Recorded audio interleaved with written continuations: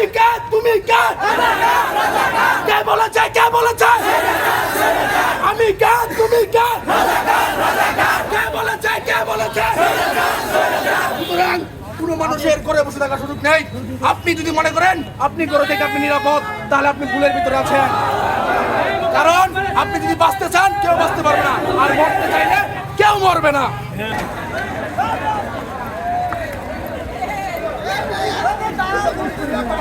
কিসের মিষ্টি ভাই? খান ওকে ধন্যবাদ খান। চলতেছে